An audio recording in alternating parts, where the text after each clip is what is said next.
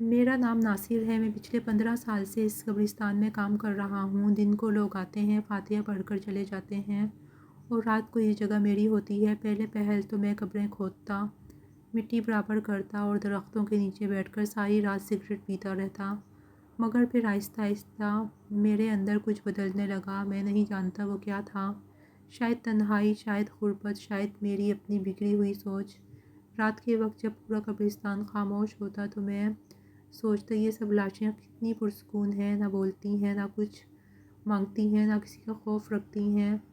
پھر میرے اندر ایک عجیب سا خیال جاگا اور یوں میں اس گناہ کی طرف بڑھتا گیا جسے بیان کرتے ہوئے بھی شرم آتی ہے۔ آج بھی ایسی ہی رات تھی، آسمان بالکل سیاہ اور ہوا میں نمی سی خوشبو، قبرستان کے درخت ہلکی ہوا میں سرسرا رہے تھے۔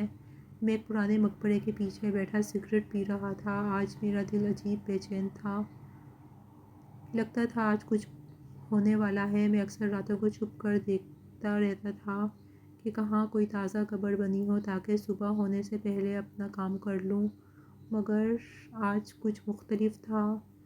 دور سڑک کی طرف سے گاڑی کے رکنے کی آواز آئی۔ میں نے چونک کر سگریٹ پھینکی اور درخت کے پیچھے چھپ گیا۔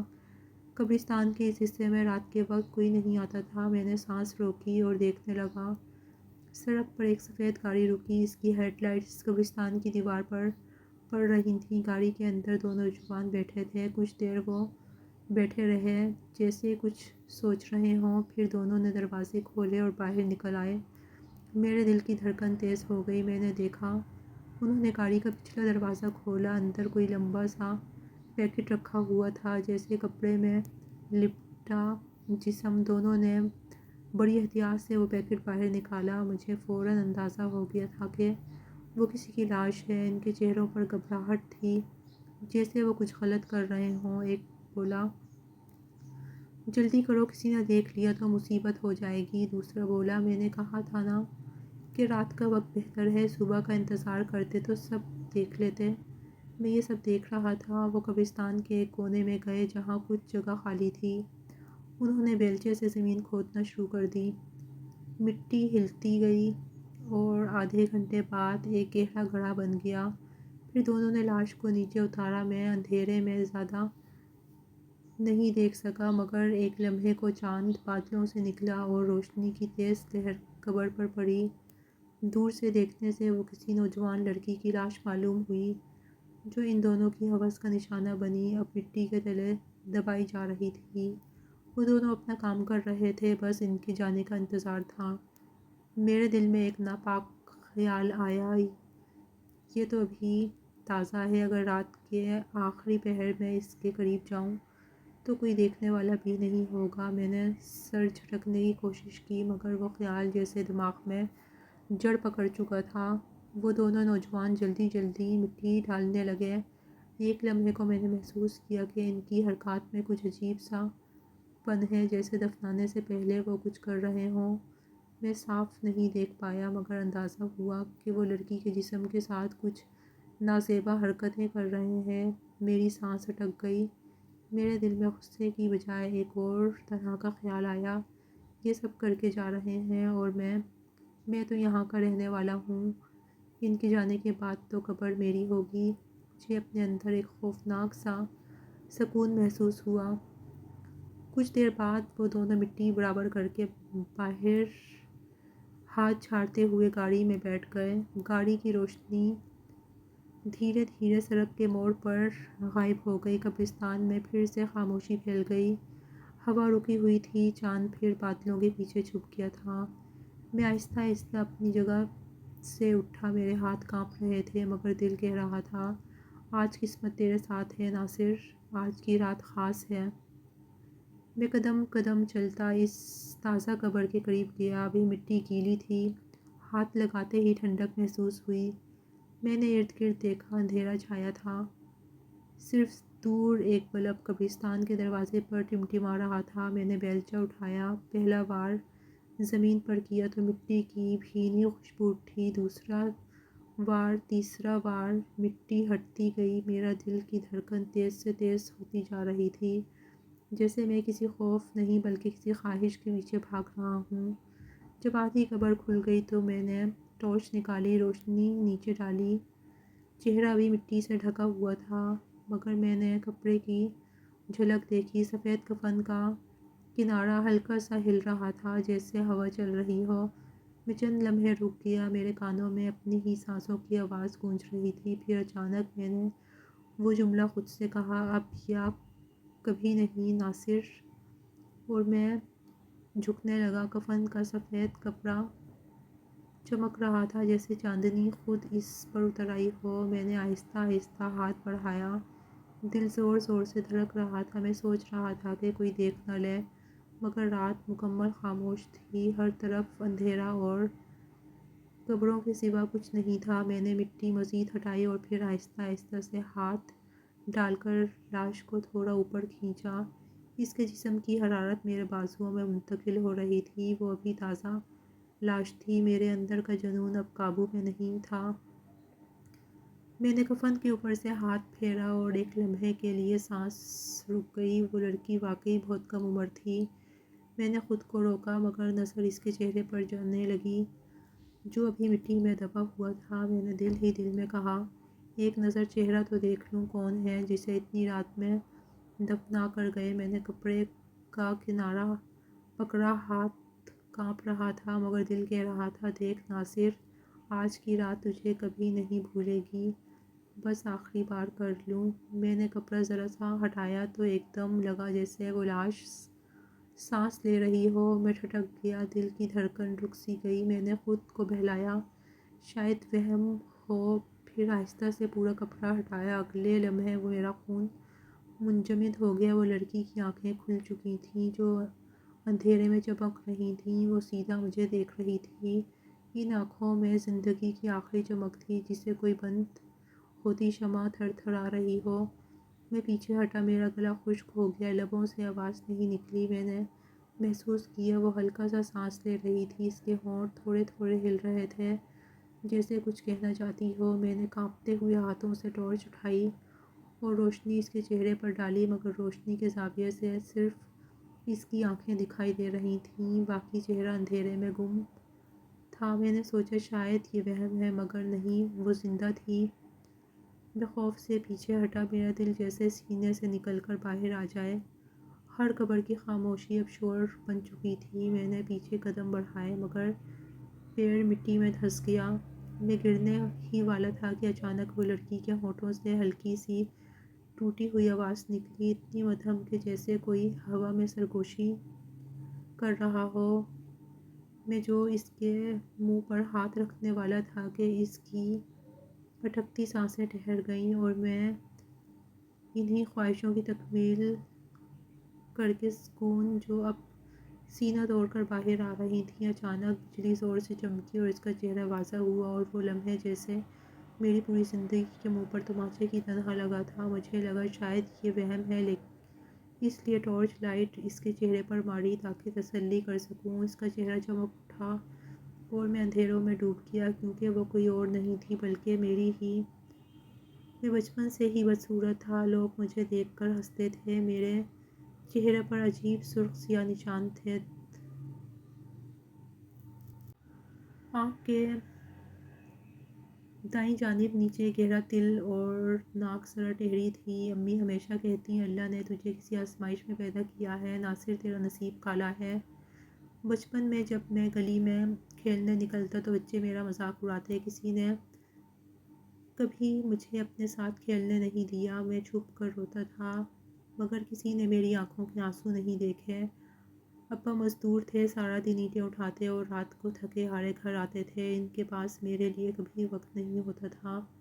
وہ مجھے دیکھ کر بس ایک جملہ کہتے تھے، جا کر پڑھائی کر، کم از کم انسان تو بن جا۔ مگر میں کیا پڑھتا، میرا دل پڑھنے میں نہیں لگتا تھا۔ اسکول میں سب مجھے چڑھاتے تھے، ناصر بھوت، ناصر ڈراؤنا کہتے۔ میں خاموش رہتا، مگر اندر ہی اندر ٹوٹنے لگا۔ ایک دن اسکول کے لوگوں نے مجھ پر مٹی پھینکی اور کہا، ایسی شکل والے کو تو قبرستان میں رہنا چاہیے۔ وہ جملہ میرے دل میں کیل بن کر بیٹھ گیا۔ شاید اسی دن میں نے پہلی بار قبرستان کی طرف دیکھا اور سوچا، ہاں شاید میری جگہ وہیں ہے جہاں مردے رہتے ہیں، وہاں کوئی ہنستا نہیں، کوئی مذاق نہیں کرتا، کوئی مذاق اڑاتا نہیں۔ وقت گزرتا گیا، میں جوان ہوا، مگر میری صورت میں کوئی فرق نہیں آیا، بلکہ چہرہ اور سخت ہو گیا۔ آئینہ دیکھتا تو خود سے نفرت ہوتی۔ میرے ارد گرد کے لوگ ایک ایک کر کے زندگی میں آگے بڑھتے رہے، شادیاں کرتے، ہنستے بستے گھر بناتے، اور میں ہر روز قبرستان کے قریب بیٹھا سگریٹ پیتا اور سوچتا میرے نصیب میں کیا ہے۔ امی کی وفات جلد ہو گئی، ان کے بعد ابا نے دوسری شادی کر لی۔ نئی ماں نے مجھے کبھی بیٹا نہیں مانا، وہ ہمیشہ کہتی رہتی ناصر تیرے قدم منحوس ہیں، تیرے ساتھ کوئی خوش نہیں رہ سکتا۔ ابا بھی اس کی باتوں میں آ گئے اور ایک دن مجھے گھر سے نکال دیا۔ بس ایک پرانا بستر اور چند کپڑے دیے اور کہا جا اپنی زندگی خود جیو۔ میں گھر چھوڑ کر نکل آیا، کئی دن بھٹکتا رہا، کبھی کسی دروازے پر مزدوری مانگی، کبھی ہوٹل پر برتن دھوئے، مگر لوگ میری شکل دیکھ کر دور ہٹ جاتے جیسے میں کوئی بیماری ہوں۔ پھر ایک دن ایک مولوی قبرستان کے دروازے پر بیٹھے ملے، میں نے ان سے پانی مانگا، انہوں نے پوچھا کام کرے گا؟ میں نے کہا ہاں۔ انہوں نے کہا کپڑے کھودنے کا کام ہے، رات کو آنا۔ میں نے کہا مجھے رات سے ڈر نہیں لگتا۔ یوں میری زندگی کا نیا باب شروع ہوا۔ میں نے قبرستان میں رہنا شروع کر دیا، دن کو مٹی برابر کرتا، جھاڑو لگاتا اور رات کو وہیں کسی درخت کے نیچے سو جاتا تھا۔ شروع میں دل گھبراتا تھا، مگر پھر آہستہ آہستہ میں مردوں کا عادی ہو گیا تھا۔ مجھے ان سے ڈر نہیں لگتا تھا، بلکہ عجیب سا سکون ملتا تھا۔ ان کے پاس جا کر بیٹھا رہتا تھا، ان سے باتیں کرتا تھا، ان کے نام پڑھتا، کبھی کبھی کسی تازہ قبر پر ہاتھ رکھتا اور سوچتا شاید اس کے اندر کوئی مجھ جیسا ہو جو دنیا کی باتوں سے تنگ آ کر سو گیا ہو۔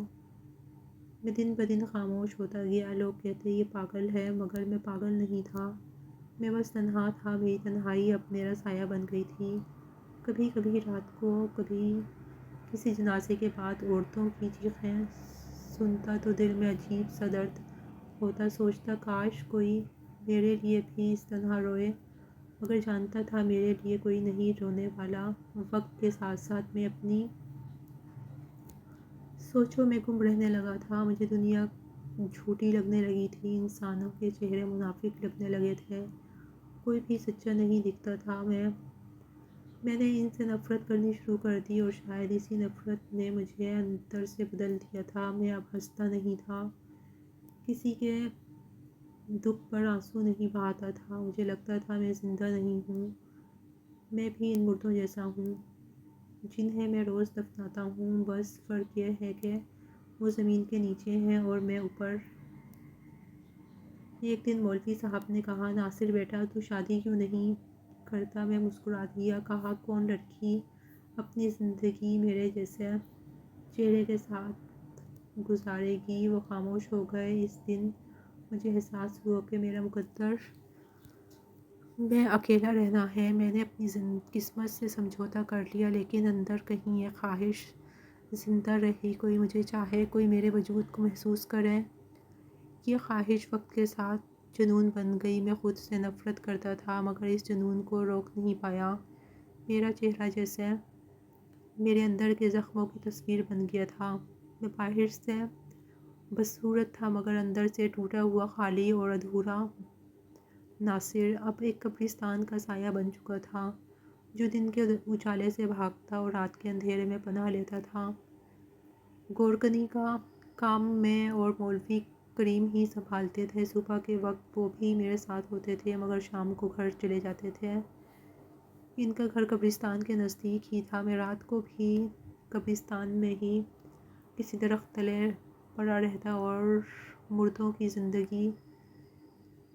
کی ٹھنڈی سانسیں سنتا رہتا، ان کی بے زبان آہیں محسوس کرتا رہتا۔ ایک دن میرے محلے کی ایک خوبصورت عورت مر گئی، وہ عورت جسے کبھی بھی چوری چھپے دیکھا کرتا تھا، دور سے ہی، کیونکہ قریب تو اس نے کبھی آنے نہیں دیا تھا۔ میں نے سنا کہ اس نے خودکشی کر لی تھی، جس سے وہ پیار کرتی تھی، اس نے کہیں اور شادی کر لی اور نجمہ نے زہر کھا لیا تھا۔ مجھے افسوس تو ہوا کہ جوان موت ہے، اگر وہ مجھ سے محبت کر لیتی تو شاید میں اسے کبھی دھوکہ نہ دیتا، سر آنکھوں پر بٹھا کر رکھتا۔ خیر مولوی نے اس کا جنازہ پڑھایا اور میں اس کی قبر بنانے لگا۔ رات کے اندھیرے چاروں طرف پھیلے ہوئے تھے، ہوا میں ایک عجیب سی سرد مہری تھی اور میرا دل بوجھل سا تھا۔ قبرستان میں ہی اس کا جنازہ پڑھایا گیا تھا، میں بھی شامل تھا۔ اچانک اس کی دور پڑے کی رشتہ دار روتی ہوئی آئی اور کہنے لگی، مجھے نجمہ کا آخری دیدار کرنا ہے۔ شاید وہ اب ہی پہنچی تھی۔ مرد حضرات جنازے کے بعد جا چکے تھے، اس کے کچھ عزیز و اقارب ہی اب موجود تھے اور میں جس نے اس کی قبر بند کرنا تھی وہیں کھڑا رہا۔ جب اس کے چہرے سے کپڑا ہٹایا گیا تو میری نظر اس پر پڑی، مر کر بھی اس کا حسن چودھویں کے چاند جیسا تھا۔ میں کچھ لمحے اسے دیکھتا رہا، حسرت سے، جیسے چاند کو دیکھتے ہیں جسے پایا یا چھوا نہیں سکتے۔ میرے دل میں عجیب سی خواہش مچلنے لگی، چاند کو پانے کی خواہش، وہ خواہش جس کو میں جائز طریقے سے بھی پورا نہیں کر سکا تھا، کیونکہ مجھے اس قابل ہی نہیں سمجھا گیا تھا۔ اس کی قبر پر مٹی ڈالتے ہوئے دل میں عجیب سا خیال آیا، مگر میں نے خود پر لعنت بھیجی کہ ایسا سوچا بھی کیوں۔ جب اس کے رشتہ دار چلے گئے تو ہر طرف سناٹا چھا گیا، قبرستان ہمیشہ کی طرح ویران رہ گیا۔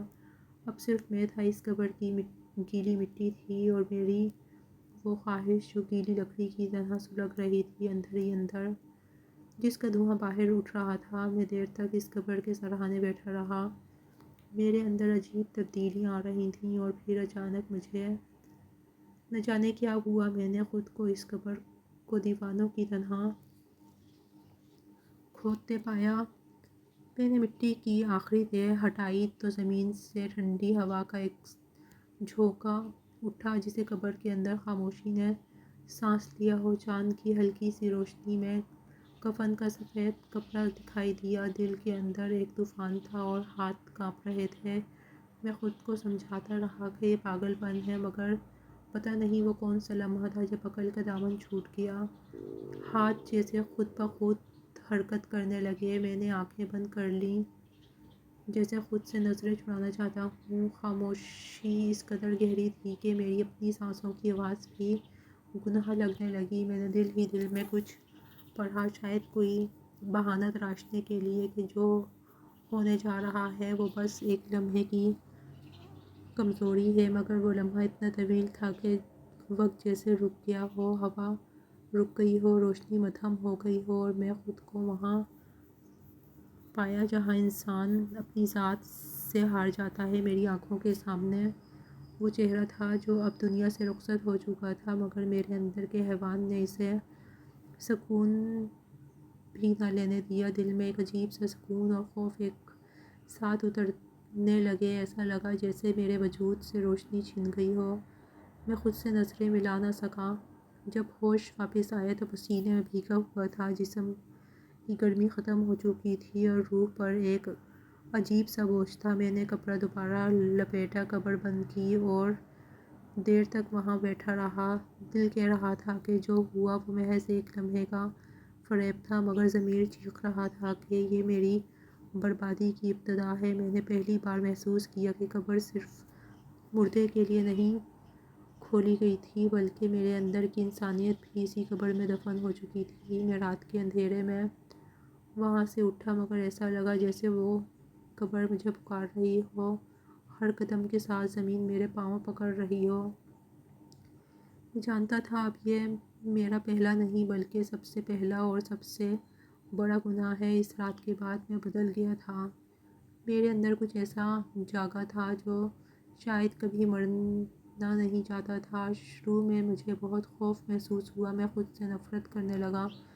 جب بھی قبر کھودتا تو لگتا جیسے اپنے ہی گناہ کی زمین ہلا رہا ہوں، مگر وقت کے ساتھ ساتھ وہ احساس مان پڑنے لگا۔ ضمیر کی آواز پہلے تیز تھی، پھر دھیمی ہوتی گئی، اب وہ صرف سرگوشی بن گئی۔ میں دن میں خاموش رہتا، مگر رات کو جیسے کوئی میرے اندر جاگ اٹھتا۔ میں مردوں کی ٹھنڈی سانسوں کے بیچ اطمینان ڈھونڈنے لگا۔ اب قبر میرے لیے صرف مٹی نہیں رہ گئی تھی، وہ میرا راز تھی، میری پناہ تھی۔ میں اب خود کو ان مردوں سے الگ نہیں سمجھتا تھا۔ وہ بھی بے جان، میں بھی بے حس۔ میں نے کئی بار اپنے آپ کو روکا مگر رک نہ سکا۔ میں جان گیا تھا کہ یہ گناہ اب میری عادت بن گیا ہے۔ جب کسی جوان عورت کی موت کی خبر آتی تو میرے دل میں ایک انجانی خواہش مچلتی، لوگ روتے اور میں بیلچہ تیز کرتا۔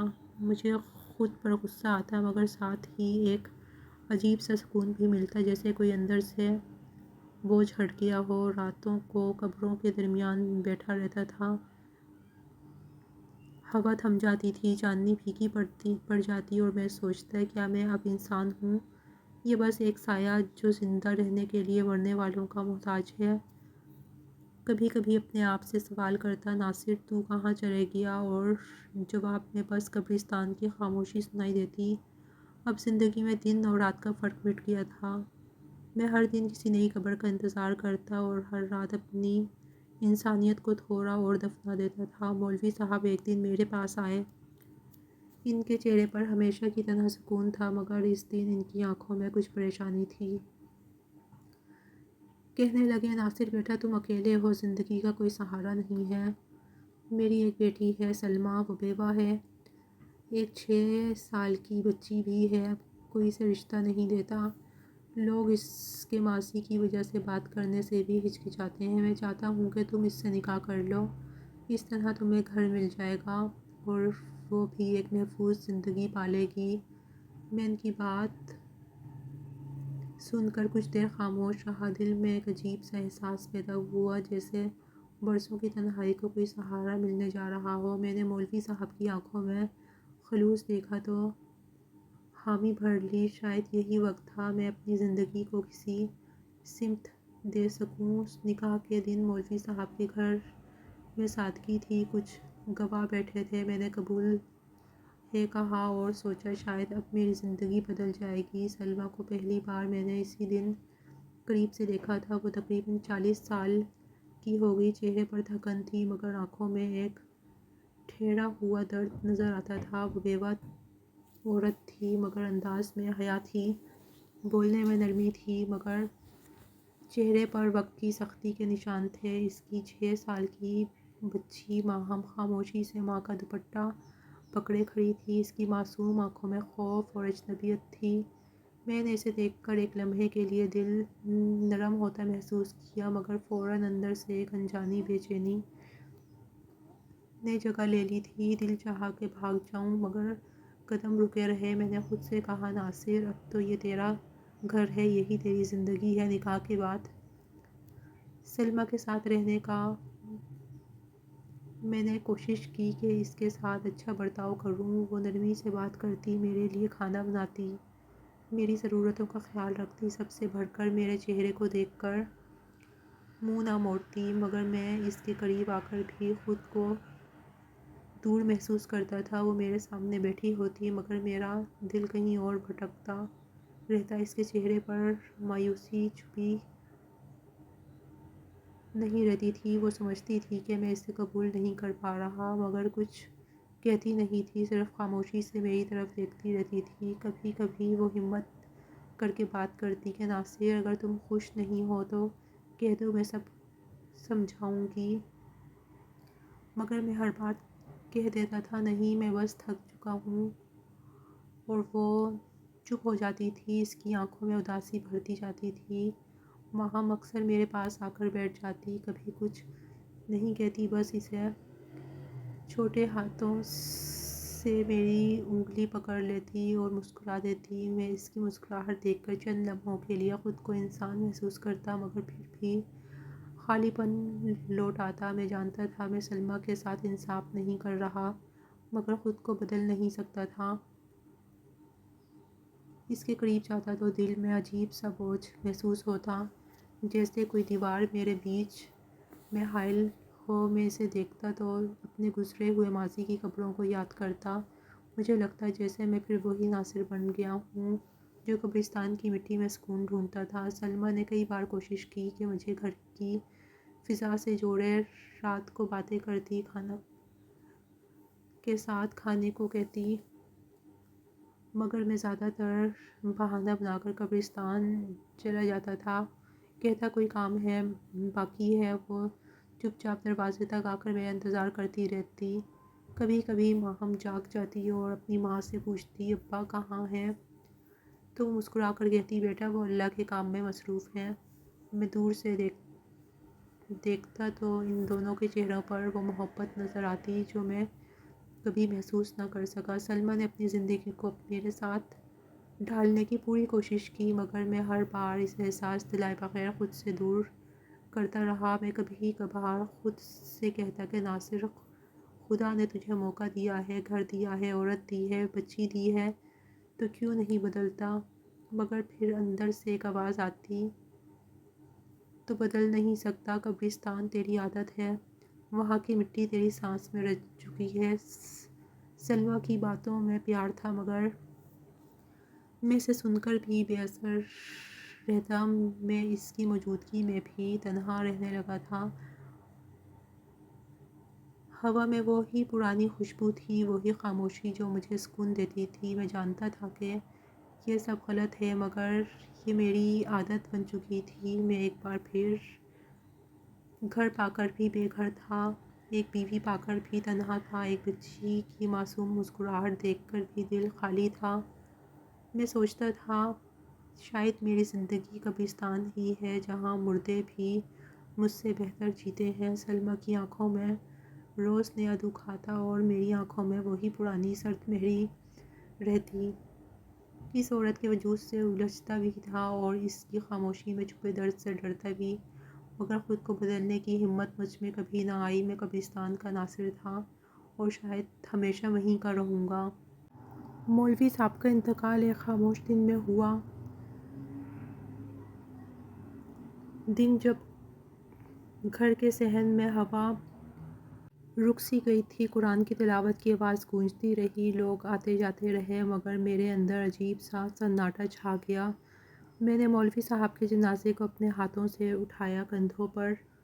وہ بوجھ صرف ایک میت کا نہیں بلکہ ایک ذمہ داری کا بھی تھا، جسے اب پورا قبرستان، وہ گھر اور ان دو عورتوں کی زندگی کا بوجھ میرے کندھوں پر رکھ دیا گیا تھا۔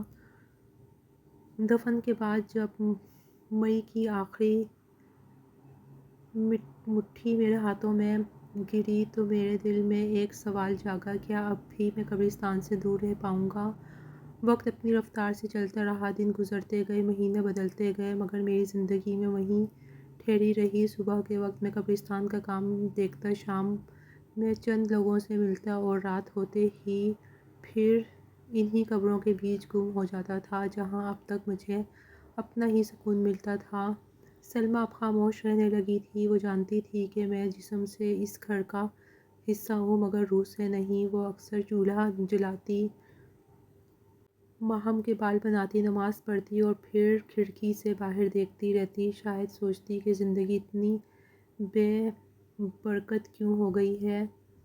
ماہم اب 12 سال کی ہو چکی تھی۔ اس کے چہرے پر بچپن کی معصومیت کے ساتھ ساتھ ایک عجیب سا اداسی کا رنگ بھی آنے لگا تھا۔ وہ اپنے ماں باپ کے درمیان کی سرد فضا کو محسوس کرتی تھی۔ اسے یاد نہیں کہ آخری بار میں نے اس سے مسکرا کر کب بات کی تھی۔ وہ اکثر ماں کے پاس بیٹھ کر سوال کرتی، امی ابو ہم سے ناراض ہیں کیا؟ اور سلمیٰ کے پاس ہر بار ایک ہی جواب ہوتا، نہیں بیٹا، وہ بس تھکے ہوئے ہیں۔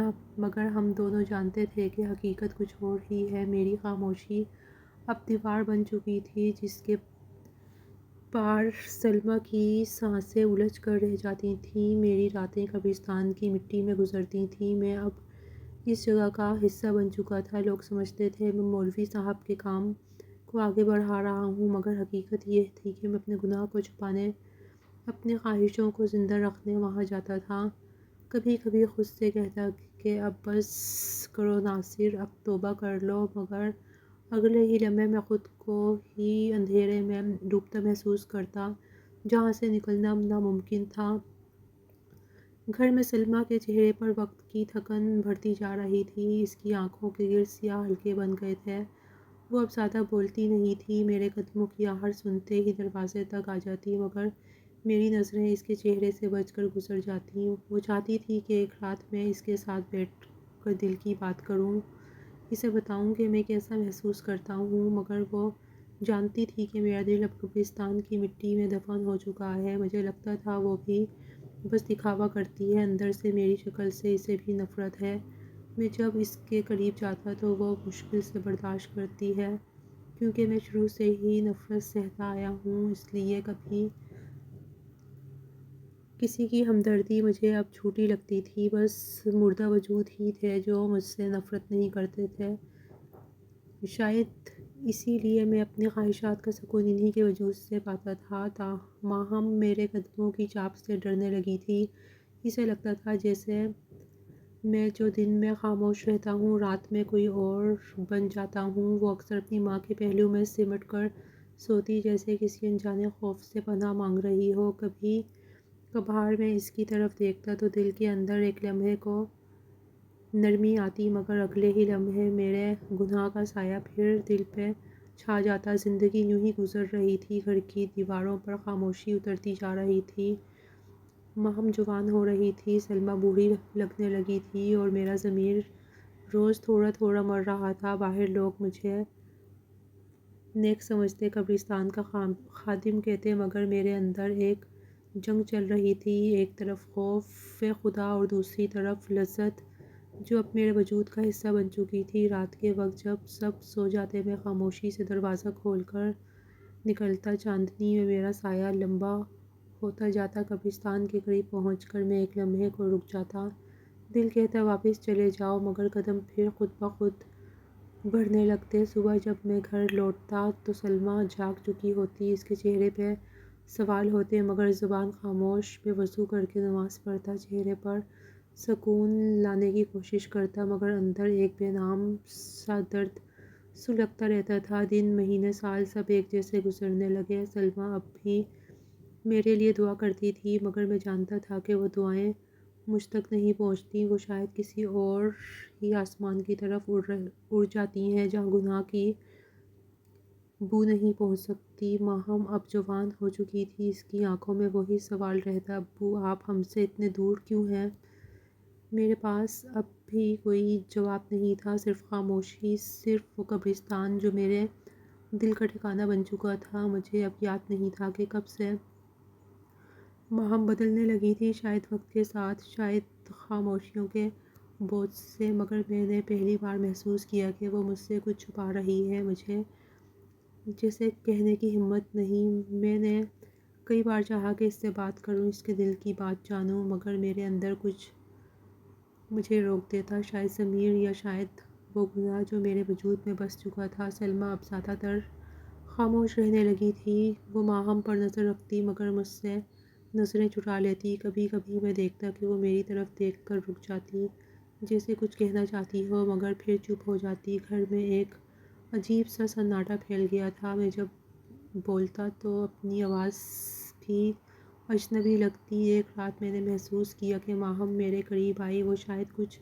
کہنا چاہتی تھی، مگر ہچکچا گئی، اس کی آنکھوں میں وہی پرانا خوف تھا۔ میں نے آہستہ سے کہا، کیا ہوا بیٹا، کچھ کہنا ہے؟ وہ چند لمحے مجھے دیکھتی رہی، پھر آہستہ سے بولی، نہیں ابو، کچھ نہیں، اور کمرے سے چلی گئی۔ اس کے جانے کے بعد میں دیر تک اسی جگہ بیٹھا رہا، دل کے اندر ایک بوجھ سا تھا، جیسے کوئی خاموشی میرے کانوں میں چیخ رہی ہو۔ میں اکثر رات کے وقت جاگ جاتا، ماہم کے کمرے کے دروازے کے پاس سے گزرتا تو وہاں ہلکی روشنی دکھائی دیتی، کبھی وہ قرآن پڑھ رہی ہوتی تھی، کبھی چپ چاپ بیٹھے آسمان کو دیکھ رہی ہوتی تھی۔ میں ایک پل کو سوچتا، کاش میں اس سے عام باپوں کی طرح بات کر پاتا، مگر میرے اندر کا خوف مجھے روک لیتا۔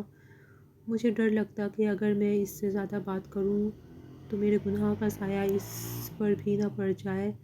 دن گزر گئے، ماہم کا رویہ اور محتاط ہو گیا، وہ مجھ سے نظریں نہیں ملاتی تھی، کبھی کبھار میرے قریب آتی بھی تو اس کے چہرے پر ایک انجانی جھجک، ایک دباؤ سا محسوس ہوتا۔ میں نے اسے کئی بار دیکھا جیسے وہ کچھ کہنا چاہتی ہے، مگر ہونٹ بند کر لیتی ہے۔ اس کے انداز میں اب وہ نرمی نہیں رہی تھی وہ جو بچپن میں تھی، جیسے اس نے بہت کچھ دیکھا سہا، مگر زبان پر کفر لگا لیا ہو۔ ایک دن میں نے دیکھا وہ قبرستان کی دیوار کے پاس کھڑی تھی۔ میں نے پوچھا یہاں کیوں آئی ہو؟ وہ چونکی، گھبرا کر بولی بس ایسے ہی۔ میں نے کہا یہ جگہ اچھی نہیں ہے بیٹا، اندر مت جایا کرو۔ وہ دھیرے سے بولی آپ تو ہر رات جاتے ہیں ابو۔ اس کے لہجے میں ایک ایسی معصومیت اور چبھن تھی جس نے میرے وجود کو ہلا دیا۔ میں کچھ کہہ نہ سکا، بس چپ ہو گیا۔ اس رات میں قبرستان نہیں گیا، لمبی دیر تک صحن میں بیٹھا رہا۔ سلمیٰ اندر سو رہی تھی، ماہم کے کمرے کی کھڑکی بند تھی، چاندنی اس پر گر رہی تھی۔ میں سوچتا رہا آخر ماہم کی آنکھوں میں یہ خوف کیوں ہے؟ وہ مجھ سے کیا چھپا رہی ہے، یا شاید میں ہی کچھ چھپا رہا ہوں۔ دن گزرتے گئے مگر یہ احساس بڑھتا گیا کہ کچھ بدل رہا ہے۔ ماہم کی خاموشی اب صرف شرم یا ادب نہیں لگتی تھی، اس کے اندر کوئی الجھن، کوئی راز پنپ رہا تھا۔ اور میں جو دوسروں کی قبریں سنبھالتا تھا، اب اپنے گھر کے اندر ایک خاموش قبر کے سامنے کھڑا تھا جس میں شاید اعتماد، محبت اور باپ بیٹی کے درمیان کا رشتہ دفن ہو چکا تھا۔ میں اکثر خود سے کہتا ناصر تو نے اپنی روح قبرستان میں چھوڑ دی تھی، مگر اب لگتا ہے کہ وہ اندھیرا تیرے گھر میں بھی اتر آیا ہے۔ اور تب میں سوچتا شاید بہت جلد کچھ ہونے والا ہے، کچھ ایسا جو میری خاموشی دنیا کو چیر کر رکھ دے۔ وہ دن میری زندگی کا سب سے بھاری دن تھا۔ صبح معمول کے مطابق گزری۔ سلمیٰ چولہا جلا رہی تھی، میں قبرستان کے کچھ کام نپٹا رہا تھا۔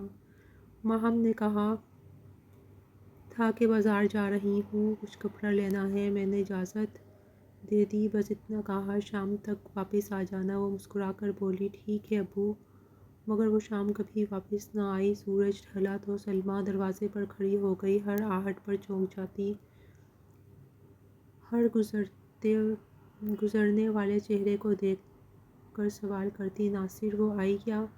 میں نے بار بار باہر نکل کر دیکھا، گلی سنسان تھی۔ دل میں ایک انجانا خوف سر اٹھا رہا تھا۔ رات ہونے لگی تو سلمیٰ کے چہرے پر رنگ اڑنے لگا۔ وہ بار بار دروازے کی طرف دیکھتی، کبھی آسمان کو، جیسے خدا نے فریاد کر رہی ہو۔ میں نے کئی گھروں پر دستک دی، کوئی خبر نہ ملی۔ محلے والے جمع ہونے لگے، سب کے چہروں پر حیرت اور سرگوشیاں تھیں۔ ایک عورت بولی ناصر تمہاری ماہم کو چودھری نعیم کا بیٹا اکثر بازار میں تنگ کرتا تھا، اللہ خیر کرے۔ میں نے سنا تو جیسے زمین پاؤں کے نیچے سے نکل گئی ہو۔ میں نے کہا وہ تو شہر پڑھتا ہے، مگر عورت بولی اب کچھ دنوں سے آیا ہوا ہے، میں نے خود دیکھا ہے کہ وہ ماہم کے پیچھے پیچھے جاتا ہے۔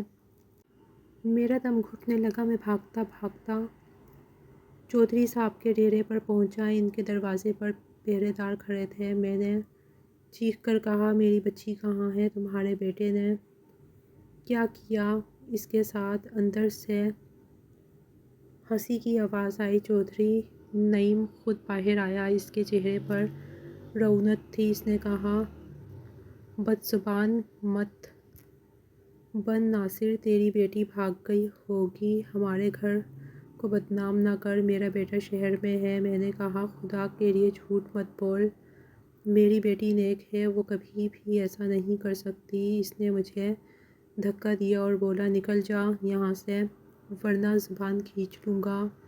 میں زمین پر گر پڑا، میرے ہاتھ مٹی میں دھنستے گئے، دل میں آگ لگ گئی، مگر زبان پر کچھ نہ آیا۔ میں اٹھا اور خاموشی سے واپس آ گیا۔ گھر پہنچا تو سلمیٰ کی حالت دیکھنے کے قابل نہ تھی۔ وہ دروازے پر بیٹھی تھی، بال بکھرے، چہرہ آنسوؤں سے تر۔ میں نے کہا کچھ پتہ نہیں چلا؟ وہ چیخ کر بولی ناصر میری بچی کہاں گئی؟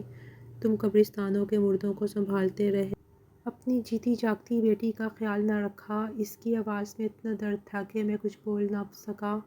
وہ دیوار سے لگ کر بیٹھ گئی، بار بار کہتی یا اللہ میری ماہم کہاں ہے؟ رات بھر میں گلیوں میں بھٹکتا رہا، کبھی ندی کنارے، کبھی بازار کے سنسان کوچے میں، ہر دروازے پر جا کر پوچھتا کسی نے نہیں دیکھا؟ کہاں گئی وہ معصوم جس نے کبھی اونچی آواز میں بات نہیں کی تھی؟ میں ہر آہٹ پر چونکتا، ہر سائے کو دیکھ کر بھاگتا، شاید وہی ہو، مگر خالی ہوا کے سوا کچھ نہ ملتا۔ صبح ہونے لگی تو میں تھک کر قبرستان کے دروازے پر جا کر بیٹھا۔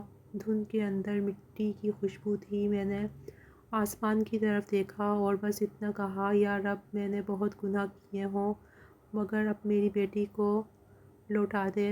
دن گزرنے لگے مگر ماہم کی خبر نہ آئی۔ محلے والے اب تنہا تنہا کی باتیں کرنے لگے تھے۔ کوئی کہتا وہ کسی کے ساتھ بھاگ گئی، کوئی کہتا چودھری کے آدمیوں نے اٹھا لیا۔ سلمیٰ کا حال دن بدن بگڑ گیا تھا۔ وہ چپ چاپ رہنے لگی تھی، نہ کھانا کھاتی تھی نہ سوتی تھی، بس ایک ہی بات دہرائی جاتی تھی، ناصر میری بچی واپس آ جائے گی نا؟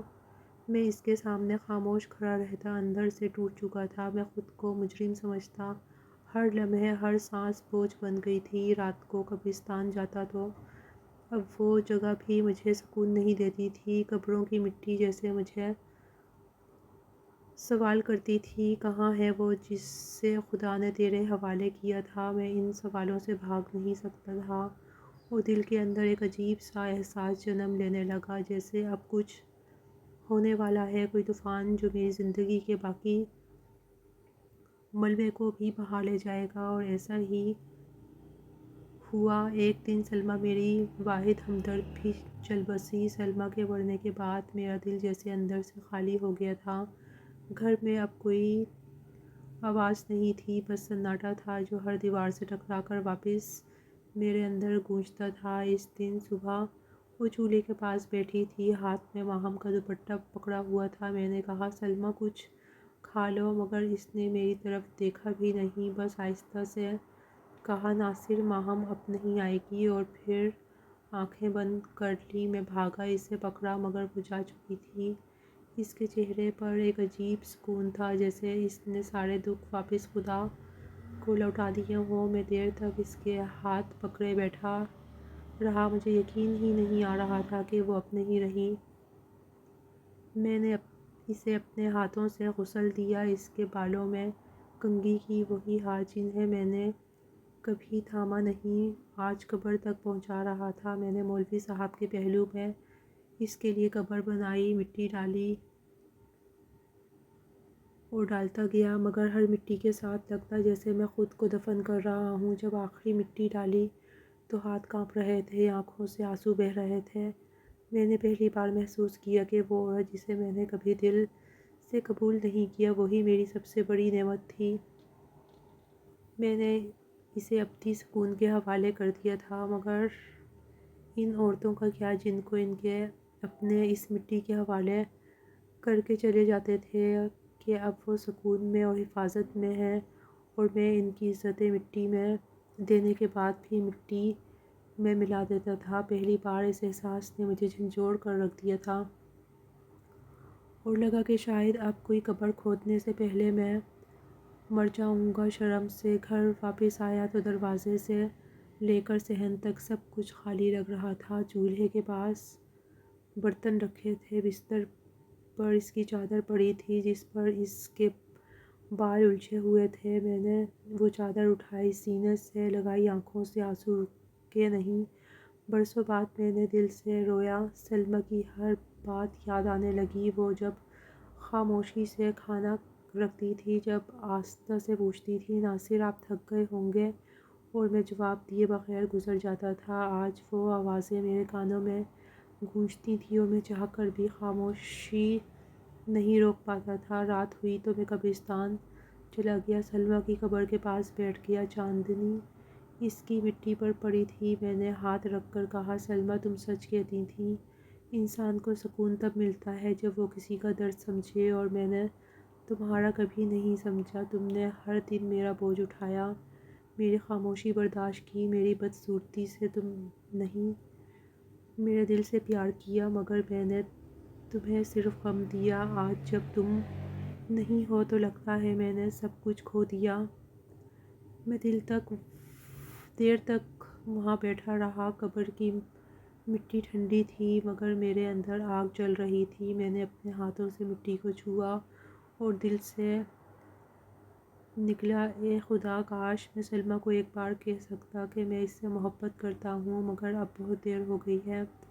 اب صرف قبر ہے، سناٹا ہے، اور ایک ناصر ہے جو پہلی بار سچ میں اکیلا ہو گیا ہے۔ زندگی آہستہ آہستہ اپنے بوجھ کے ساتھ رینگتی رہی۔ میں دن میں لوگوں کی قبریں بناتا، رات کو قبرستان کے کسی درخت کے نیچے بیٹھا رہتا، کبھی آسمان کی طرف دیکھتا، کبھی مٹی کو گھورتا جس کے اندر میرے اپنے ہی لوگ دفن تھے۔ سلمیٰ کے جانے کے بعد سب کچھ بدل گیا تھا۔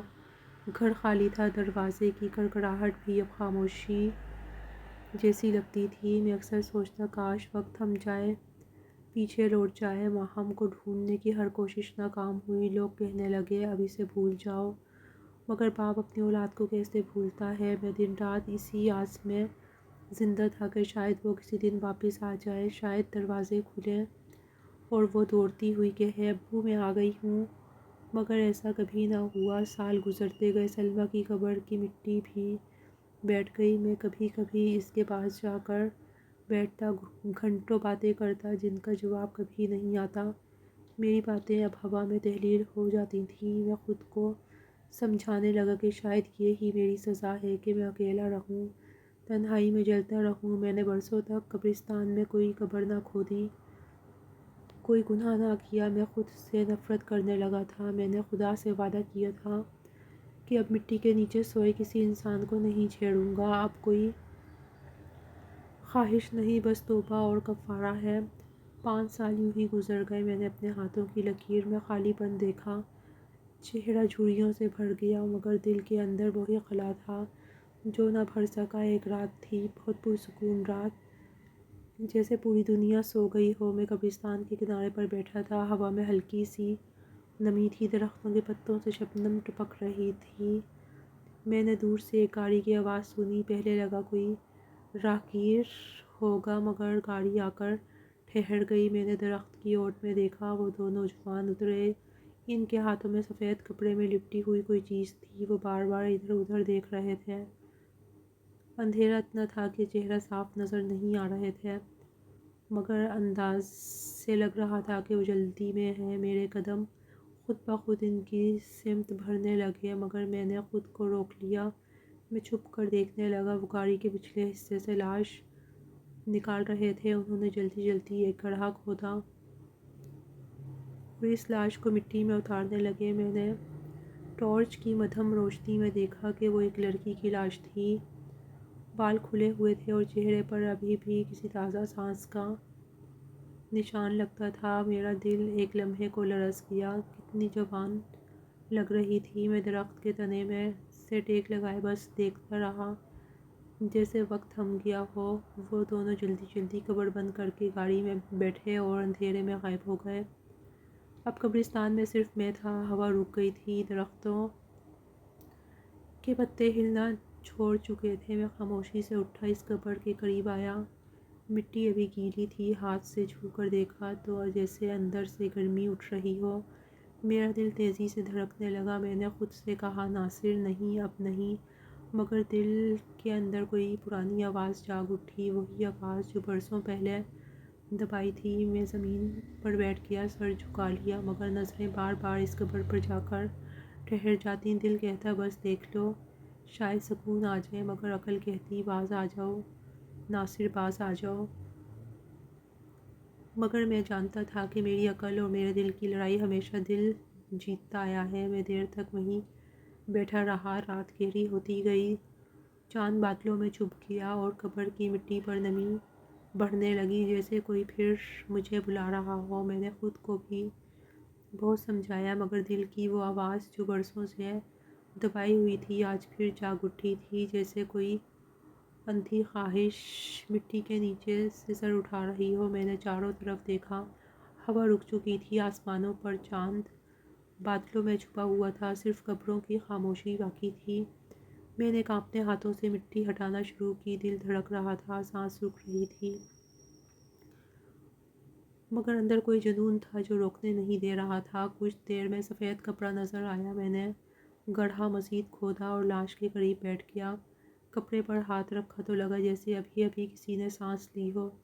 میں ٹھٹک گیا، مگر پھر وہی پرانی ہوس، پھر وہی پرانی آگ مجھ پر حاوی ہو گئی۔ میں نے کپڑے کے کنارے سے ہاتھ بڑھایا، لرزتے ہوئے اس وجود کو چھوا، بدن ٹھنڈا مگر نرم تھا۔ میں کانپتے لبوں سے کچھ بول بھی نہ سکا، بس ایک بھیانک خاموشی میں وہ لمحہ جسے زمین رک گئی ہو۔ اچانک ایک سانس کی سی آواز آئی، بالکل مدھم مگر واضح، جیسے کوئی سانس ہو۔ میں پیچھے ہٹ گیا، میرا جسم پسینے میں ڈوب گیا۔ میں نے گھبرا کر اس کا چہرہ ڈھانپے والا کپڑا آہستہ سے ہٹایا۔ اتنے میں آسمان پر بجلی چمکی، ایک لمحے کو پوری قبر روشنی سے بھر گئی اور میں پتھر بن گیا۔ میری آنکھیں پھیل گئیں، زبان گنگ ہو گئی۔ میرے سامنے جو چہرہ تھا وہ میری ماہم کا تھا۔ میں نے چیخنے کی کوشش کی مگر آواز گلے میں اٹک گئی۔ زمین گھومنے لگی، میں نے خود کو پیچھے کھینچا مگر پاؤں لڑکھڑا گئے۔ میں مٹی میں گر گیا اور رونے لگا۔ میرے ہاتھ کانپ رہے تھے، دل پھٹ رہا تھا۔ میں چیخ چیخ کر کہنے لگا، نہیں نہیں، یہ سچ نہیں ہو سکتا۔ مگر قبر کے اندر وہ چہرہ میری طرف دیکھ رہا تھا، جیسے خاموشی سے کہہ رہا ہو، یہ سب تیری سزا ہے ناصر، تیری ہی سزا ہے۔ میں زمین پر گری مٹی اٹھا اٹھا کر اپنے منہ پر پھینکنے لگا۔ میں پاگلوں کی طرح روتا رہا اور پھر ایک دم سے ہنسنے لگا۔ ہنسی اتنی تیز تھی کہ قبرستان کی خاموشی پھٹ گئی۔ میں دوڑتا ہوا قبرستان کے دروازے سے باہر نکلا، گلیوں میں ننگے پاؤں بھاگتا جا رہا تھا۔ لوگ دروازے کھول کر دیکھتے تو میں تالیاں بجاتا ہوا چلاتا جاتا کہ میں نے اپنی ہی بیٹی کی عزت مٹی میں ملا دی، میں نے اپنے ہی خون کو ناپاک کر دیا۔ لوگ دروازے بند کر لیتے، بچے روتے، عورتیں چھپتی، مگر میں ہنستا رہتا، چیختا رہتا کہ دیکھو میں ناصر ہوں، قبرستان والا ناصر، جس نے اپنی بیٹی کو بھی نہ بخشا۔ رات کے اندھیرے میں میری آوازیں گونجتی رہیں، میں گلیوں کے بیچ پاگلوں کی طرح ناچتا رہا، کبھی روتا کبھی ہنستا اور پھر ایک جگہ جا کر گر گیا۔ میرے ہاتھوں پر مٹی تھی، چہرے پر آنسو، مگر آنکھوں میں ابھی تک صرف ویرانی تھی۔ میں نے آسمان کی طرف دیکھا تو لگا جیسے بادلوں میں بھی میری بیٹی رو رہی ہو۔ میری سزا مکمل ہو چکی تھی مگر دل کی چیخ اب بھی زندہ تھی۔ میں ناصر جو کبھی قبر کھول کر تمنائیں پوری کرتا تھا، آج اپنی ہی قبر کا قیدی بن چکا تھا۔